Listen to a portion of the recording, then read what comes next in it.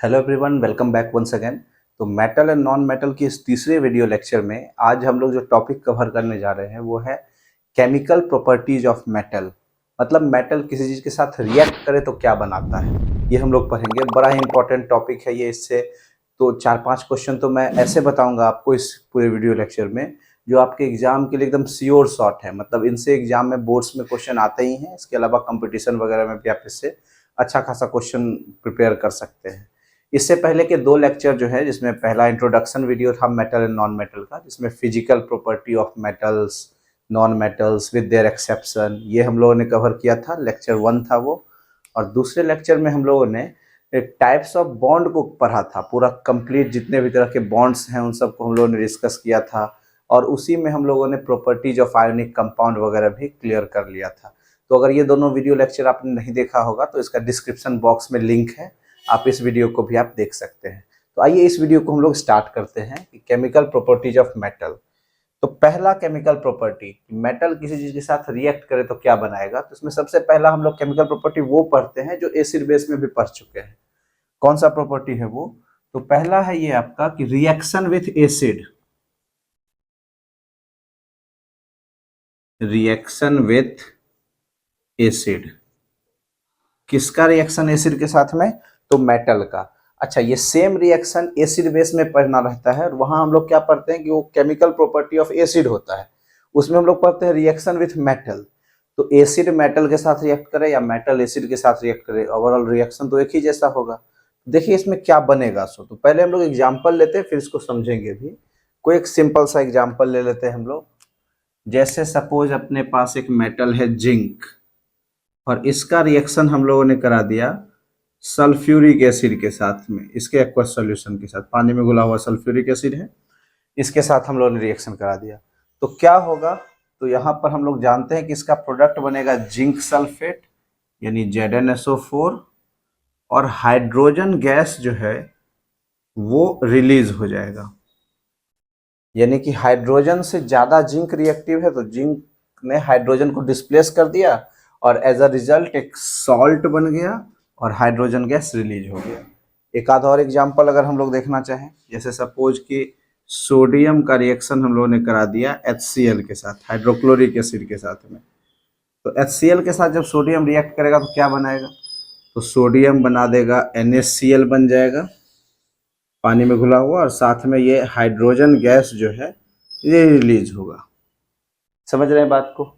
और भी कोई रिएक्शन हम लोग देख सकते हैं, जैसे सपोज यही सोडियम का रिएक्शन ही हम लोग अगर करा दें एसिटिक एसिड के साथ, CH3COOH के साथ में एसिटिक एसिड के, तो क्या होगा? तो हम लोग बार बार देख रहे हैं कि ये मेटल जो है ये हाइड्रोजन को डिस्प्लेस कर रहा है। क्यों कर रहा है? क्योंकि these metals are more reactive than hydrogen. अगले में हम लोग पढ़ेंगे कि कौन ज्यादा रिएक्टिव है, कौन कम रिएक्टिव है। सो तो ये यहाँ पर भी एक रिएक्शन हो जाएगा और ये प्रोडक्ट क्या बनेगा? तो CH3COONA, और साथ में हाइड्रोजन गैस जो है वो रिलीज हो जाएगा। ये भी एक्वस फॉर्म में। अच्छा, इसका नाम जान लीजिए, इसको हम लोग बोलते हैं सोडियम एसीटेट। ये एक ऑर्गेनोमेटालिक कंपाउंड है। मतलब ऑर्गेनिक तो ये था ही और उसमें मेटल भी जुड़ गया, तो ऑर्गेनोमेटालिक इसी को बोलते हैं। नेम हो जाएगा इसका सोडियम एसीटेट, इसका फॉर्मेशन होता है। तो कहने का मतलब अगर इसका हम लोग फॉर्मेट समझना चाहें तो हम लोग कुछ इस तरह से बोल सकते हैं कि एसिड और मेटल के साथ रिएक्शन होगा तो क्या होगा। तो कोई एक एक्टिव मेटल, जब एक एक्टिव मेटल, अच्छा एक्टिव मेटल से मेरा मतलब है कि those metals which are more reactive than hydrogen. वैसे मेटल जो हाइड्रोजन से ज्यादा रिएक्टिव हैं उनको हम लोग एक्टिव मेटल यहाँ कंसिडर कर रहे हैं। उनका रिएक्शन जब एक एसिड के साथ में हम लोग कराते हैं तो डिस्प्लेसमेंट रिएक्शन होता है। चैप्टर 1 में हम लोग ने पढ़ा हुआ है डिस्प्लेसमेंट रिएक्शन। तो डिस्प्लेसमेंट रिएक्शन होता है और यहाँ पर जो है एक सॉल्ट बनता है, मेटालिक सॉल्ट, और साथ में हाइड्रोजन गैस जो है ये रिलीज हो जाता है। यही है आपका केमिकल प्रॉपर्टी ऑफ मेटल में पहला प्रॉपर्टी कि मेटल अगर एसिड के साथ रिएक्ट करे तो क्या बनाएगा। सो तो मेरे ख्याल से ये आपको समझ में आ रही होगी। अच्छा, यहाँ एक चीज और बता दें आपको, जैसे अगर हम लोग एक रिएक्शन ले लें कि कॉपर, और इसका रिएक्शन करा देते हैं हम लोग H2SO4 के साथ में, तो क्या बन जाएगा? तो यहाँ पर क्या होना चाहिए? यहाँ नो रिएक्शन होगा। क्यों होगा no reaction? Because copper is less reactive than hydrogen. तो जो कम रिएक्टिव है, चाहे कॉपर ले लें, सिल्वर ले लें, गोल्ड ले लें, इनका ये जो नोबल मेटल सब हैं, ये सब हाइड्रोजन से कम रिएक्टिव हैं। तो those metals which are less reactive than hydrogen, they will not be able to displace hydrogen, so there will be no reaction take place. समझ रहे बात को? चलिए दूसरा हम लोग प्रॉपर्टी पढ़ेंगे। दूसरा प्रॉपर्टी है रिएक्शन ऑफ विथ एसिड के साथ में दूसरा प्रॉपर्टी हम लोग पढ़ते हैं reaction with other metallic salt. Reaction with कोई दूसरे मेटालिक सॉल्ट के साथ में एसिड का रिएक्शन, मेटल का रिएक्शन करा दे, क्या होगा रिएक्शन में, प्रोडक्ट क्या बनेगा? तो देख लेते हैं पहले फिर से एग्जांपल, फिर हम लोग समझेंगे। तो जैसे यही वाला रिएक्शन है कि कॉपर का रिएक्शन, फेरस का रिएक्शन आयरन का, इसको अगर हम लोग कॉपर सल्फेट के सॉल्यूशन में अगर हम लोग आयरन को रख दें तो क्या बनेगा प्रोडक्ट? तो यहाँ प्रोडक्ट बन जाता है FeSO4 और कॉपर जो है वो डिस्प्लेस हो जाता है। अब ऐसा क्यों हुआ, यहाँ कैसे रिएक्शन हो गया ये? Because iron is more reactive than copper, so iron will displace copper and as a result instead of copper sulphate ferrous sulphate is being formed and copper is being displaced. अब यहाँ बात सवाल है कि यहाँ भी हम लोग किए, यहाँ भी किए, यहाँ रिएक्शन नहीं हुआ, यहाँ हो रहा है, तो हम लोग को पता कैसे चलेगा कौन ज़्यादा रिएक्टिव है कौन कम रिएक्टिव है? तो इसके लिए क्या है ना कि रिएक्टिविटी सीरीज होता है जिसको हम लोग पढ़ेंगे, और वो रिएक्टिविटी सीरीज क्या बताता है? तो वो मेटल सबका, अच्छा सारे मेटल का पॉसिबल नहीं है क्योंकि हम लोग पहले लेक्चर में पढ़े थे कि there are 87 metals are known till now, तो ये पॉसिबल नहीं है कि उन सारे 87 मेटल्स को एक साथ अरेंज कर ले, लेकिन उनमें से कुछ जरूरी मेटल्स जो है उनको हम लोग अरेंज कर सकते हैं। तो रिएक्टिविटी सीरीज जो है वो एक अरेंजमेंट ऑफ मेटल है, और वो मेटल का अरेंजमेंट है डिक्रीजिंग ऑर्डर में on the basis of their reactivity strength, मतलब जो मेटल जितना ऊपर रहेगा वो उतना ज्यादा रिएक्टिव होगा। तो इसी को हम लोग बोलते हैं रिएक्टिविटी सीरीज। थोड़ा सा समझते हैं क्या है रिएक्टिविटी सीरीज। हम लोग बात कर रहे हैं रिएक्टिविटी सीरीज ऑफ मेटल्स की। क्या है रिएक्टिविटी सीरीज? तो इसमें कुछ मेटल का हम लोग अरेंजमेंट पहले कर लेते हैं, फिर आपको समझाते हैं रिएक्टिविटी सीरीज क्या है। तो इसमें सबसे पहले हम लोग लिखेंगे पोटासियम, फिर sodium, calcium, magnesium, aluminium, zinc, iron, lead, hydrogen, copper, mercury, silver, gold, platinum, ये सब, ये कुछ मेटल है। जैसा मैंने बताया कि 87 मेटल हैं, तो उसमें सारे को तो अरेंज कर पाना यहाँ पॉसिबल नहीं है, तो उनमें से कुछ मेटल्स जो है इसको हम लोग यहाँ अरेंज किए हैं। अच्छा, मेटल के बीच में एक हाइड्रोजन भी है, ये भी हम लोगों ने लिखा है। तो हाइड्रोजन यहाँ क्या कर रहा है? तो हाइड्रोजन भले ही है नॉन मेटल, लेकिन हम लोग देखते हैं हर रिएक्शन में हाइड्रोजन जो है H+ आयन ही बनाता है जिस भी रिएक्शन में पार्ट लेता है, और H+ मतलब इलेक्ट्रोपॉजिटिव, तो नॉन मेटल होते हुए भी इलेक्ट्रोपॉजिटिव बिहेवियर शो करता है, इसलिए इन सारे एलिमेंट्स के बीच में हम लोग हाइड्रोजन को भी लिखे हैं। ठीक है, अब इसमें देखिए ये जो मेटल सारे हैं इनका, इसी को हम लोग बोलते हैं रिएक्टिविटी सीरीज। ये मेटल का रिएक्टिविटी स्ट्रेंथ है डिक्रीजिंग ऑर्डर में, decreasing order of reactivity strength, यानी जो जितना ज्यादा ऊपर है उतना ज्यादा रिएक्टिव है। तो सबसे ज्यादा रिएक्टिव मेटल कौन सा हुआ? तो पोटेशियम, फिर सोडियम, फिर कैल्शियम, सबसे कम में तो ये सब सिल्वर, गोल्ड, प्लेटिनम, ये सब। अब इसको याद करने के लिए इसका डेफिनेशन भी एग्जाम में कभी कभी आता है रिएक्टिविटी सीरीज, तो इसको ऐसे हम लोग डिफाइन कर सकते हैं कि the arrangement of metals in decreasing order on the basis of their reactivity strength is called reactivity series of metal, और ये लिस्ट हम लोग लिख देंगे। अब इसमें एक चीज ध्यान देना है हम लोग को, ये जो सोडियम और पोटासियम है, K और Na, इन्हें हम लोग हाई रिएक्टिव के कैटेगरी में रखते हैं, ये सब बहुत ज्यादा रिएक्टिव है। फिर कैल्शियम से लेकर के और ये जो लीड तक है, ये मीडियम रिएक्टिव के कैटेगरी में आता है, इन्हें हम लोग मीडियम रिएक्टिव बोलते हैं। और यहाँ copper, mercury, silver, gold, platinum, ये सब एकदम लेस रिएक्टिव है, इवन इनमें से जो नीचे वाला प्लेटिनम गोल्ड है ये सब तो नोबेल मेटल है, एक तरह से रिएक्शन भी नहीं करता है। अब इसी बेसिस पर अगर हम लोग समझना चाहें तो हम लोगों ने ये जो रिएक्शन देखा था कि कॉपर का रिएक्शन अगर हम लोग आयरन का रिएक्शन अगर हम लोग कॉपर सल्फेट से करा रहे हैं तो क्या होगा प्रोडक्ट। तो देखिए iron is more reactive than copper, so जो ज्यादा रिएक्टिव है वो कम रिएक्टिव को डिस्प्लेस कर सकता है और एज अ रिजल्ट क्या बन जाएगा, तो FeSO4 और कॉपर अलग हो जाएगा। लेकिन यही रिएक्शन अगर हम लोग इस तरह से कराएं कि कॉपर का रिएक्शन अगर FeSO4 के साथ कराएं, अब आप सोचिए तो copper is less reactive than iron, तो यहाँ पर displacement reaction will not take place, और यहाँ पर हम लोग क्या लिखेंगे, तो यहाँ लिखेंगे नो रिएक्शन। तो समझ गए दूसरी प्रॉपर्टी रिएक्शन विथ जो है हमारा दूसरा एक मेटल सॉल्ट के साथ। तो जब एक एक्टिव मेटल एक मेटालिक सॉल्ट के साथ रिएक्शन करेगा तो displacement reaction take place and as a result a new salt is being form and that metal got extract less reactive metal got extracted. तो ये था हमारा दूसरा केमिकल प्रॉपर्टी। अब हम लोग बात करेंगे थोड़ा सा अपने तीसरे केमिकल प्रॉपर्टी की मेटल का, जिसमें हम लोग पढ़ेंगे मेटल का रिएक्शन विथ एयर। इससे पहले हम लोग दो रिएक्शन पढ़ चुके हैं, reaction with acid, reaction with metallic salt. अब हम लोग मेटल का रिएक्शन पढ़ेंगे एयर के साथ में। तो समझते हैं इसको हम लोग।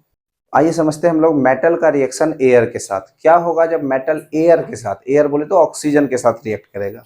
देखिए मेटल जब एयर के साथ रिएक्ट करे, जैसे मैग्नीशियम मेटल ही है और ये ऑक्सीजन के साथ रिएक्ट करेगा तो ये तो मैग्नीशियम ऑक्साइड बना देगा। तो कहने का मतलब सोडियम ही जो है ये अगर ऑक्सीजन के साथ रिएक्ट करे तो ये क्या बना देगा, तो सोडियम ऑक्साइड Na2O। बैलेंस वगैरह हम लोग कर लेंगे ना, यहाँ 2 है, यहाँ 2 लिखें तो यहाँ 4 लिखना पड़ेगा, ऑक्साइड बन जाता है। तो ये सब क्या है, तो ये सब मेटल के ऑक्साइड है। अब ये ऑक्साइड क्या होता है, तो वैसे कंपाउंड जो ऑक्सीजन के साथ रिएक्ट करके वैसे कंपाउंड जो ऑक्सीजन कंटेन करते हैं अलॉन्ग विथ मेटल चाहे नॉन मेटल, उनको हम लोग ऑक्साइड बोलते हैं। ये ऑक्साइड जो है ना ये दो तरह का होता है। ऑक्साइड जो है ये दो तरह का होता है। कौन कौन सा दो तरह का, तो एक ऑक्साइड होता है मेटालिक ऑक्साइड, मेटालिक ऑक्साइड, और दूसरा ऑक्साइड होता है नॉन मेटालिक ऑक्साइड। अब ये मेटालिक ऑक्साइड और नॉन मेटालिक ऑक्साइड क्या है, तो जब मेटल का ऑक्साइड हो मतलब ऑक्सीजन मेटल के साथ कंबाइंड हो, जैसे Na2O, जैसे MgO, जैसे CaO, ये सब मेटल ETC, ये सब मेटल के ऑक्साइड हैं। और नॉन मेटालिक ऑक्साइड क्या है, तो जैसे CO2, जैसे NO2, जैसे SO2 या SO3, ये सब नॉन मेटल के ऑक्साइड हैं।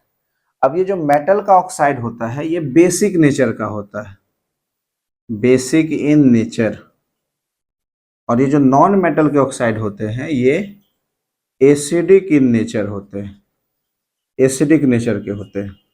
अब ये बेसिक नेचर क्या है और एसिडिक नेचर क्या है, तो बेसिक नेचर का मतलब कि जब ये मेटल के ऑक्साइड वाटर के साथ रिएक्ट करेंगे तो ये बेस बना देंगे NaOH। इसी तरह से जैसे मैग्नीशियम ऑक्साइड है, ये वाटर के साथ अगर ये कंबाइन रिएक्ट करेंगे तो ये बना देंगे MgOH का होल 2। CaO है प्लस H2O, तो ये बना देंगे CaOH का होल 2। कहने का मतलब मेटल का ऑक्साइड जब एसिड के साथ रिएक्शन करता है तो बेस बनाता है, इसलिए ये सब बेसिक हैं। इसी तरह से अगर हम लोग देखें कि नॉन मेटल का ऑक्साइड, तो नॉन मेटल का ऑक्साइड जैसे CO2 ही है प्लस H2O है तो ये कार्बोनिक एसिड बना देगा H2CO3। SO2 है या SO3 है, इसका H2O के साथ रिएक्शन करा दे तो ये बना देगा H2SO4।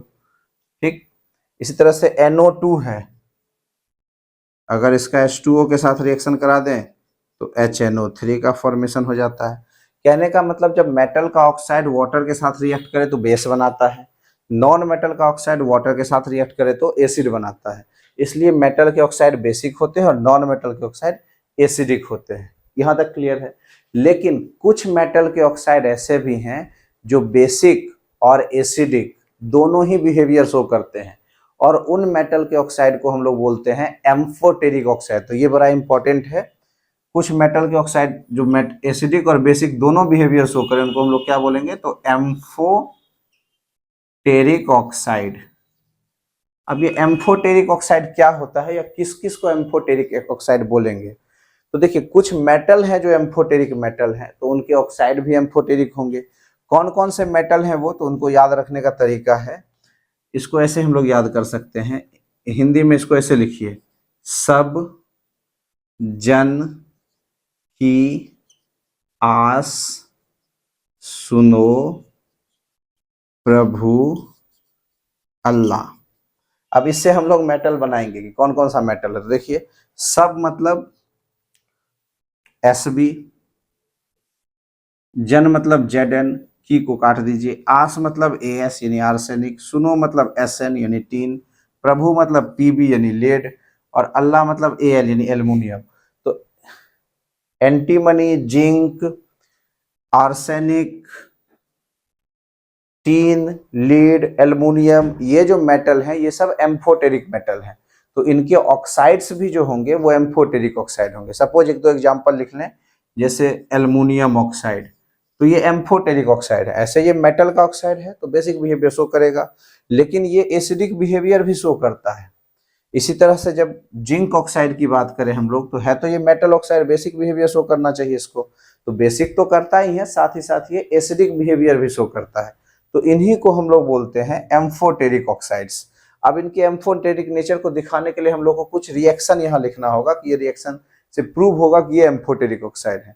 तो एम्फोटेरिक ऑक्साइड कैसे प्रूव करेंगे हम लोग, तो इसका रिएक्शन एक बार जब एसिड के साथ कराएंगे तो ये बेस जैसा बिहेव करेगा या बेसिक बिहेवियर शो करेगा, और जब इसका बेस के साथ रिएक्शन कराएंगे तो ये एसिडिक बिहेवियर शो करेगा। तो आइए हम लोग देखते हैं एम्फोटेरिक ऑक्साइड के एग्जांपल्स को। तो अभी हम लोगों ने समझा एम्फोटेरिक मेटल्स कौन कौन से हैं। तो उसमें दो एग्जांपल हम लोग देखे थे, एल्युमिनियम ऑक्साइड और जिंक ऑक्साइड, ये दोनों एम्फोटेरिक ऑक्साइड हैं। पहली बात तो एम्फोटेरिक ऑक्साइड का डेफिनेशन समझ ले, फिर रिएक्शन समझेंगे कि those metallic oxides which shows the behavior of both basic as well as acidic are known as amphoteric oxides। अब इनका दोनों बिहेवियर शो करते हैं, कैसे होगा शो, तो जैसे एल्युमिनियम ऑक्साइड है, अगर इसका रिएक्शन एसिड के साथ करा दे तो मेटल का ऑक्साइड है, रिएक्शन करके ये एल्युमिनियम क्लोराइड बनाएगा और साथ में H2O। अब यहाँ देखें वाटर है, सॉल्ट है, एसिड है, तो ये कुछ न्यूट्रलाइजेशन जैसा रिएक्शन जैसा दिख रहा है, मतलब ये बेसिक होगा। बेस तो नहीं है क्योंकि बेस के लिए तो OH चाहिए, लेकिन बेसिक जरूर है ये, तो ये बेसिक बिहेवियर शो किया। लेकिन इसी एल्युमिनियम ऑक्साइड का Al2O3 का रिएक्शन अगर हम लोग एक NaOH के साथ करा दें, एक बेस के साथ करा दें, तो ये बन जाता है NaAlO2 और प्लस H2O। इसको हम लोग बोलते हैं सोडियम एल्यूमिनेट। अब फिर से देखिए, ये वाटर है, ये सॉल्ट है, ये बेस है, तो ये कैसा बिहेवियर शो किया, एसिडिक। एसिड के लिए तो H+ चाहिए, तो एसिड तो नहीं है लेकिन एसिडिक नेचर का जरूर है। तो ये एल्युमिनियम ऑक्साइड का एम्फोटेरिक बिहेवियर ही है, जिसके कारण जब ये एसिड के साथ रिएक्ट कर रहा है तो बेस जैसा बिहेवियर शो कर रहा है, बेस के साथ रिएक्ट कर रहा है तो एसिड जैसा बिहेवियर शो कर रहा है, इसलिए एल्युमिनियम ऑक्साइड का एम्फोटेरिक ऑक्साइड बोलते हैं। एक और एग्जाम्पल है जिंक ऑक्साइड, इसका भी एम्फोटेरिक बिहेवियर देख लें हम लोग। तो जैसे जिंक ऑक्साइड का रिएक्शन फिर सेम HCl के साथ करा दें, क्या बनेगा प्रोडक्ट, तो ZnCl2 प्लस H2O। बैलेंस वगैरह कर लेंगे हम लोग, अब इतना तो आप जानते होंगे बैलेंसिंग। दूसरा है ये जिंक ऑक्साइड का ही रिएक्शन अगर हम लोग NaOH के साथ करा दें बेस के साथ में, तो अब ये बन जाएगा sodium zincate Na2ZnO2 plus H2O। इस कंपाउंड को हम लोग बोलते हैं सोडियम जिंकेट। तो चूंकि यहाँ पर जिंक ऑक्साइड एसिड के साथ रिएक्ट करके सॉल्ट और वाटर बना रहा है, इसलिए ये बेसिक बिहेवियर शो किया, और यही जिंक ऑक्साइड बेस के साथ रिएक्ट करके भी सॉल्ट और वाटर बना रहा है, इसलिए ये एसिडिक बिहेवियर शो किया। तो दोनों तरह का बिहेवियर शो करने का इसको हम लोग एम्फोटेरिक ऑक्साइड बोल सकते हैं। तो मेरे ख्याल से एम्फोटेरिक ऑक्साइड क्या है ये अब आप समझ गए होंगे। वैसे मेटालिक ऑक्साइड्स जो बेसिक तो होता ही है, बेसिक के साथ साथ एसिडिक बिहेवियर भी शो करे, उनको हम लोग एम्फोटेरिक ऑक्साइड्स बोलते हैं। तो तीन प्रॉपर्टी हम लोग का क्लियर हो गया केमिकल प्रॉपर्टी में, मेटल का रिएक्शन एसिड के साथ, दूसरा हम लोग पढ़े मेटल का रिएक्शन किसी अदर मेटालिक सॉल्ट के साथ, और मेटल का रिएक्शन एयर के साथ। अब चौथा केमिकल प्रॉपर्टी है, और ये भी बड़ा इंपॉर्टेंट है, वो केमिकल प्रॉपर्टी है मेटल का रिएक्शन विथ वाटर, वाटर के साथ। अब ये थोड़ा सबसे यूनिक है, तो इसलिए थोड़ा इसको अच्छे से हम लोग समझेंगे। मेटल का रिएक्शन अगर वाटर के साथ हो तो क्या होगा, तो इसके लिए आपको रिएक्टिविटी सीरीज फिर से ध्यान रखना होगा। यहाँ फिर से हम लिख दें आपका रिएक्टिविटी सीरीज KNaCl, MgAl,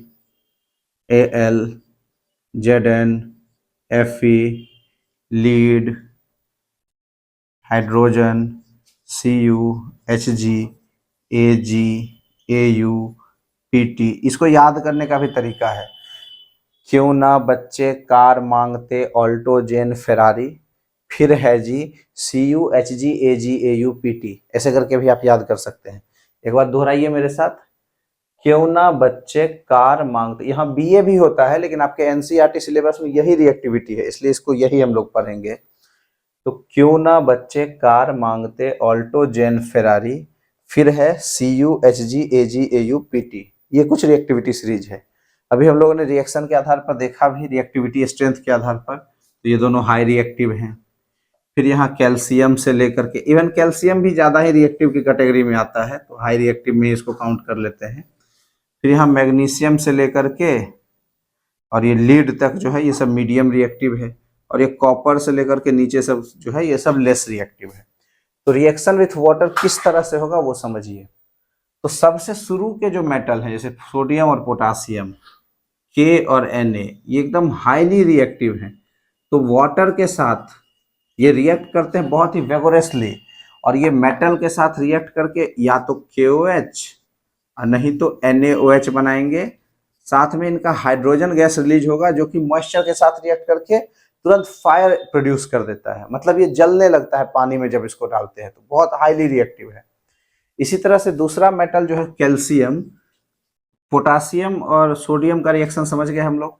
अब अगर हम लोग रिएक्शन कराएं कैल्शियम का या मैग्नीशियम का, तो ये भी वाटर के साथ रिएक्ट करेगा, लेकिन ये नॉर्मल वाटर के साथ रिएक्ट नहीं करता है, ये हॉट वाटर के साथ रिएक्ट करता है, गर्म पानी में। और ये जब रिएक्ट करेगा तो ये भी बेस बनाएगा CaOH2, चाहे MgOH2, और साथ में हाइड्रोजन गैस जो है रिलीज होता है। लेकिन ये जो हाइड्रोजन गैस रिलीज हो रहा है, ये चूंकि उतना रिएक्टिव मेटल नहीं है कैल्शियम या magnesium as compare to sodium potassium, तो ये जलता नहीं है। अब अगर बात करें इससे नीचे की, तो जैसे एल्युमिनियम है, जैसे जिंक है, या जैसे आयरन है, इनका रिएक्शन वाटर के साथ ना तो नॉर्मल वाटर के साथ ये रिएक्ट करेगा, ना ही हॉट वाटर के साथ। इनका रिएक्शन केवल और केवल स्टीम के साथ में हो सकता है। स्टीम मतलब वही भाप, बहुत ज्यादा गर्म पानी। जब ये स्टीम के साथ रिएक्ट करेगा ना तो ये ऑक्साइड बना देता है, Al2O3 चाहे Fe3O4, इसका ऑक्साइड का फॉर्मेशन हो जाता है। ठीक है, ये स्टीम के साथ में ही रिएक्शन होगा, रेयरली केस में रिएक्शन होता है। और उससे नीचे के जो मेटल्स हैं जैसे कॉपर, गोल्ड, सिल्वर, प्लेटिनम, ये सब, इन सब का वाटर के साथ किसी भी तरह से, ना नॉर्मल वाटर, ना हॉट वाटर, ना स्टीम, किसी भी के साथ में नो रिएक्शन होता है, क्योंकि ये सब एकदम लीस्ट रिएक्टिव है। कहा भी जाता है कि ये सब जो है गोल्ड, प्लेटिनम, सिल्वर, ये सबको नोबेल मेटल बोलते हैं, क्योंकि ये तो हवा से भी ऑक्सीडाइज नहीं होता है, पानी के साथ भी रिएक्शन नहीं करता है, तो ये सब नहीं रिएक्शन करने के कारण इनको नोबेल मेटल बोलते हैं। तो कुल मिला के हम लोग 4 तरह का केमिकल प्रॉपर्टी पढ़ चुके हैं। मेटल का रिएक्शन को एक बार रिवाइज कर लें। मेटल का रिएक्शन जब एसिड के साथ कराते हैं तो सॉल्ट बनता है, साथ में हाइड्रोजन गैस रिलीज होगा। अच्छा, एक चीज हमको ध्यान आया, इसको याद रखिएगा, ये बड़ा ही इंपॉर्टेंट है। जनरली क्या होता है कि मेटल जो है, अभी हम लोग पढ़े कि सोडियम ही है, इसका रिएक्शन अगर एसिड HCl के साथ करा दें तो NaCl बनेगा और हाइड्रोजन गैस रिलीज होगा। जिंक ही है, इसका रिएक्शन H2SO4 के साथ करा दें तो ZnSO4 बनेगा और हाइड्रोजन गैस रिलीज होगा। लेकिन यही रिएक्शन अगर हम लोग जैसे मैग्नीशियम है, इसका रिएक्शन अगर नाइट्रिक एसिड के साथ करा दे HNO3 के साथ, या मान लीजिए सोडियम ही है, इसका रिएक्शन नाइट्रिक एसिड के साथ करा दें, तो यहाँ पर हाइड्रोजन गैस नहीं रिलीज होता है, यहाँ पर NaNO3 बनेगा, या MgNO3 होल 2 बनेगा, साथ में H2O बनता है, हाइड्रोजन नहीं, ये ध्यान रखिएगा। H2O क्यों बनता है? क्योंकि ये जो नाइट्रिक एसिड है ना, ये बहुत ज्यादा स्ट्रॉन्ग ऑक्सीडाइजिंग एजेंट है। तो ऑक्सीडाइजिंग एजेंट होने के कारण ये हाइड्रोजन को ऑक्सीडाइज कर देता है, और हाइड्रोजन को ऑक्सीडाइज करने का मतलब ऑक्सीजन के साथ रिएक्ट कर जाना, ऑक्सीजन के साथ कंबाइंड हो जाना। तो हाइड्रोजन ऑक्सीडाइज होकर के कन्वर्ट हो जाता है वाटर में। तो इसको हम लोग ध्यान रखेंगे कि जब नाइट्रिक एसिड के साथ मेटल का रिएक्शन होगा तो instead of hydrogen water is being form along with salt. बाकी मेटल्स एसिड के साथ रिएक्ट करके हाइड्रोजन गैस बनाते हैं और साथ में सॉल्ट का फॉर्मेशन होता है। तो इस तरह से हम लोगों ने 4 केमिकल प्रॉपर्टीज मेटल की कंप्लीट कर ली है। अगले वीडियो लेक्चर में हम लोग इससे रिलेटेड, कुछ लेक्चर लंबा हो जाएगा तो इससे रिलेटेड हम लोग कुछ क्वेश्चंस करेंगे केमिकल प्रॉपर्टी पर बेस्ड, और जिसमें असर्शन रीजन भी होगा, कुछ ऐसे भी क्वेश्चंस होंगे कि आइडेंटिफाई एक्स वाई जी जेड ऐसे करके वाला क्वेश्चन सब भी, और उसके बाद हम लोग फिर मेटलर्जी स्टार्ट करेंगे। तो आई होप आपको ये वीडियो समझ में आया होगा। अगर अच्छा लगे तो दोस्तों के साथ इसको शेयर कीजिए। मिलते हैं नेक्स्ट वीडियो में, जुड़े रहिए। बहुत बहुत धन्यवाद।